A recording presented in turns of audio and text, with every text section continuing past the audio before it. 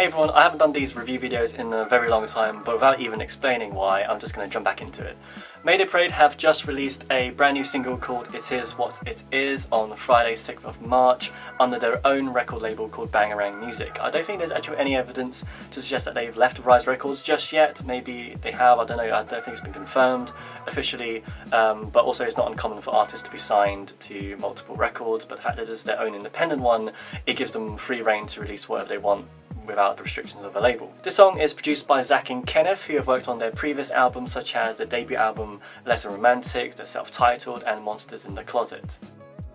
The song kicks off with a catchy series of emotional melodic guitar licks, which is undeniably in Mayday Parade's iconic style, and I like how even their guitars have this emo vibe to it.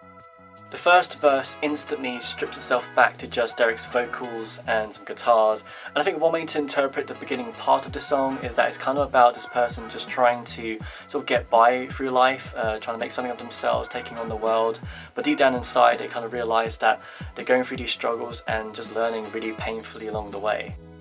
So now in the pre-chorus, the bass guitar kicks in along with the rest of the band, while Derek's vocals begin to soar and become more emotive. And I love the melody behind these lines of oh, somebody tell me I'm fine. It's a really good example of how this band is just able to write really catchy hooks that really help build towards the chorus. The lines in the pre-chorus in general actually hit home for me quite a bit because it points out a very realistic concept behind the idea that if you're filled with positivity and things are going well, you feel like you're invincible. But when you're overwhelmed, whether it's with anxiety or loss of hope, it can really take control of you and you end up in a really dark place. And I really resonate with that.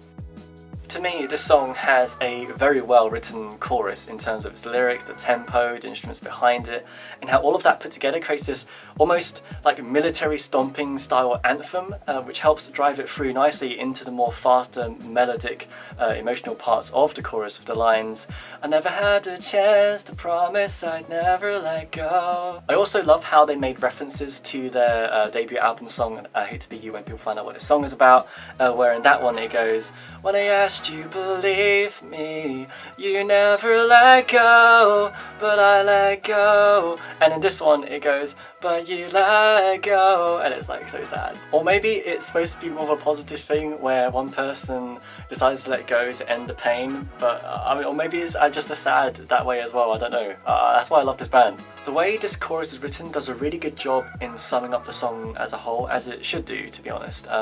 With this idea of establishing the concept of, although these negative experiences that we have can be overwhelmingly painful, eventually we'll learn to accept it and overcome it and make it out on the other side, which is very optimistic for Mayday Parade, especially coming off from, you know, as a natural progression from A Piece of Your Heart, which is a very uplifting song, and I think it's great that they're doing this. The second verse continues this story about this person returning back to the safest place they know, and I think it's representing them trying to get away from their struggles, and even when they're there in a place where they should feel safe, they take problems home with them, and we've all been there, we know what that's like, you know, and they're so haunted by it that it just doesn't leave them, and I totally get that, and there's another reason why it resonates with me so much. And whether it's intentional or not, I like to think it is, because I love songwriting and I love lyrics. They make another reference to an earlier song from the debut album. For this one it's called If You Wanted a Song Written About You, All You to Do Was Ask, and in that one it goes, and I hope you like your pictures facing down, and in this one it goes, I forgot to face all your pictures down. The bridge to this song has this iconic Mayday Parade styled melodic guitar solo, which is very reminiscent to I Hate to Be You and No Heroes Allowed. Also really like the way they write the lyrics towards the end of the bridge, where in this case they sort of do this thing where they repeat a line from early on in the song and then they follow up with a new line which borrows elements from different parts of the track again into this new interpretation of it, where it's written and sung in a certain way which just has so much more emotional resonance. The bridge actually really hit me because it took me back to the same sort of feeling I had when I first listened to the single Oh Well Oh Well back in 2011 for their self-titled, when they released that single, because back then, you know, life was kind of crap, as it kind of always is, in some way or another, and it was the summer of 2011 and I was kind of recovering from this heartbreak, and when I heard the bridge to that song, I just felt so much more uplifted, and I just instantly felt so much more positivity, but in a really weird, happy and sad kind of way. And this bridge to this song, It Is What It Is, did the same kind of thing. And then when I just listened to it over and over again, I was like, wow, this has the same kind of energy, that same kind of vibe. And it just reminds me of why I really appreciate what this band does in terms of writing songs that I can really connect with. And it's also why a lot of people like them as well. They really go all out on the ending to this song with all these overlapping lines, the shouty bits, the soaring vocals, and it closes with Derek sort of singing the melody to the chorus, inlaid in a way which kind of sounds like gang vocals, which I really like. I also really appreciate the level of attention and to detail for the lyric video, with all these kind of cool designs, especially the artwork. I love the artwork to this single. It's a really fresh take because there's a lot of blues. They also bring back the red umbrella, which I think is an incredible aspect of their sort of design and artwork in the previous albums, which they kind of lost a little bit in the previous couple.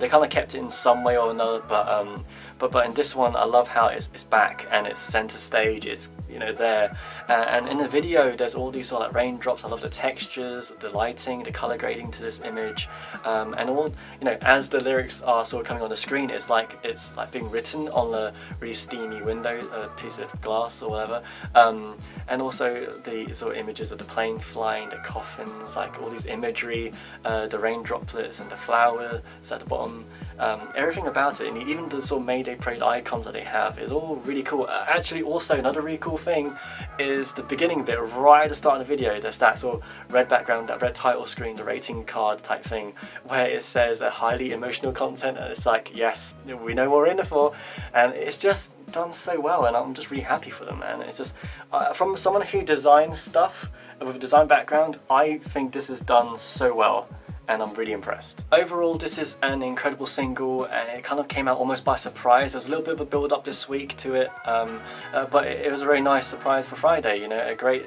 Mayday track out of nowhere. But then again, it has been a couple of years since they released anything, so it's about time that they dropped a new song. Whether this means there's a new album on the horizon, probably, and also it's quite peculiar because they released it under Bangarang Music, so that's another thing to consider.